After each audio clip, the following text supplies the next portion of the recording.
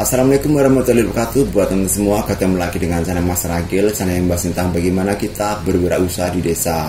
Oke, nah di video kali ini langsung saja saya akan menjawab pertanyaan dari teman-teman semua yang sudah bertanya di channel YouTube saya ataupun sudah berkomentar ya. Ini ada pertanyaan dari Semen Aja G5TN. Ini menanyakan, ini mengenai agen mandiri ya. Tarik tunai bank lain apakah dapat fee Kak? Nah, dulu udah pernah saya jelaskan ini teman-teman yang mengenai masalah fee ya.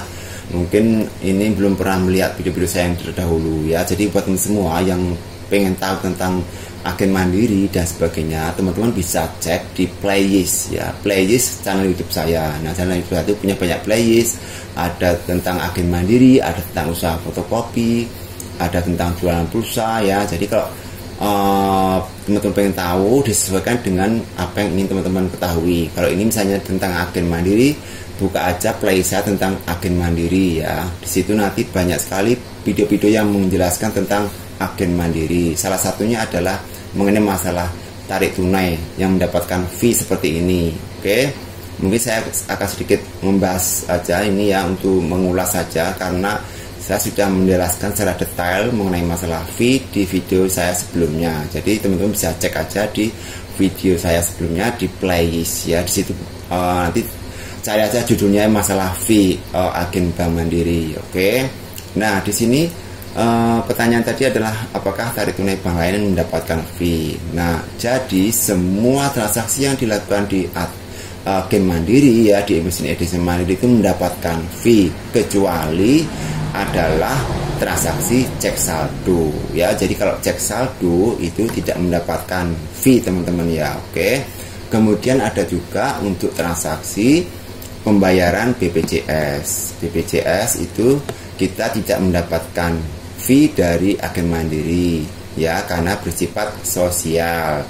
Kemudian juga penarikan bansos ya, penarikan bansos yang seperti PKH itu, ATM merah putih itu kita juga tidak mendapatkan fee dari Bank Mandiri ya.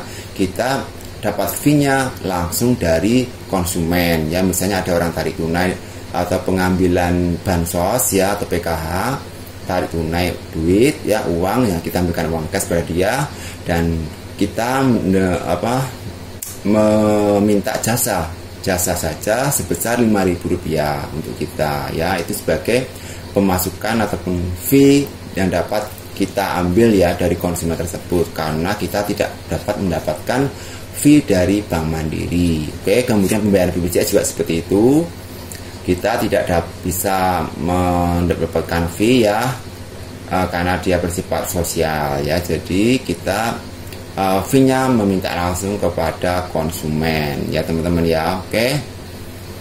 Jadi buat yang tadi yaitu masalah fee, yaitu kalau untuk tarik tunai bank lain itu otomatis kita mendapatkan fee teman-teman ya. Oke. Fee-nya itu ada dua macam teman-teman ya. Kalau kita tarik tunai bank lain ya, dari konsumen kita dapat, dari Bank Mandiri juga dapat ya. Dari misalnya ke tarik tunai itu kan kalau tarik tunai itu yang terpotong itu kan ATM si penarik ya. Jadi kalau bank lain itu kan kena potongan Rp6.000 kurang lebih.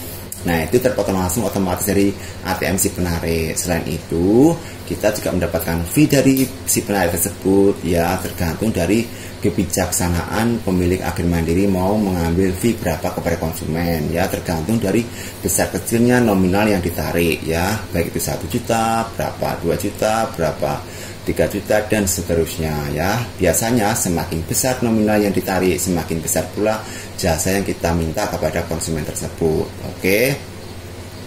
Nah, kemudian kalau transaksi transfer, nah kalau transaksi transfer kita kena biaya teman-teman ya. Jadi kalau transaksi transfer otomatis yang terpotong kan adalah ATM kita, otomatis kita kena biaya 6.000 ya. Jadi kalau kita untuk transfer bank lain otomatis kita minta ke konsumen itu sebesar Rp10.000. Yang 6.000 untuk mengganti biaya transaksi yang terpotong di ATM kita, dan yang Rp4.000 itu sisanya adalah masuk ke kantong kita ya. Jadi ada dua kemungkinan fee yang kita dapat dari transaksi ATM bank lain, baik itu tarik tunai maupun transfer ya. Jadi banyak pertanyaan tadi mengenai masalah tarik tunai bank lain, itu otomatis kita jelas mendapatkan fee ya, malah fee-nya adalah double. Oke. Nah, jadi kalau untuk tarik tunai teman-teman ya, itu nilai jasa ataupun jasa yang kita minta fee dari konsumen itu tidak usah terlalu tinggi-tinggi, karena kalau tarik tunai yang dipotong adalah ataupun yang kena biaya potongan adalah ATM si penarik, otomatis kita cukup menarik fee-nya saja ya. Jadi fee-nya adalah disesuaikan. Kalau misalnya kalau transfer itu 1 jutanya itu 10.000, nah kalau tarik tunai 1 jutanya cukup 5.000 saja, karena kita nggak kena biaya, dan yang kena biaya adalah ATM si penarik yang kena potong. Jadi kita cukup menarik 5.000 saja, terkecuali kalau untuk transaksi transfer yang kena biaya kan kita, karena yang menggunakan ATM kita untuk transfernya kan, jadi kita minta biaya double. Jadi kalau untuk transfer bank lain kita minta biaya Rp10.000 ya. Jadi seperti itu ya teman ya, perbedaan antara biaya transfer dan biaya untuk tarik tunai ya, supaya teman-teman nanti tidak salah dalam menentukan biaya transaksi ya, ataupun fee kepada konsumennya ya. Karena kalau kemahalan itu juga konsumen kabur. Jadi kalau supaya tidak terlalu mahal ya, itu tadi kita harus banyak mencari referensi kepada pihak-pihak lain. Oke.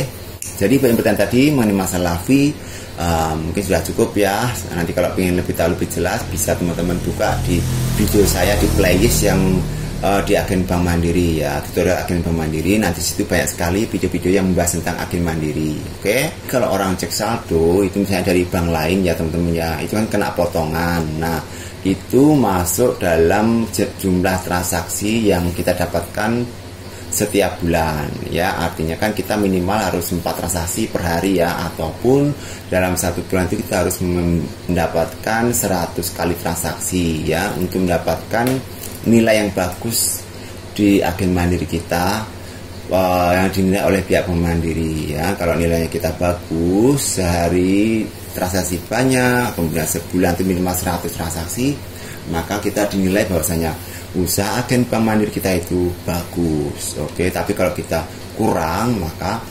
transaksinya kurang, itu bisa dicabut lagi ke agenan kita menjadi agen Bank Mandiri ya. Nanti mesin EDC-nya bisa ditarik kembali oleh pihak Bank Mandiri. Jadi buat teman-teman semua sama pengusaha mandiri harus bisa mempertahankan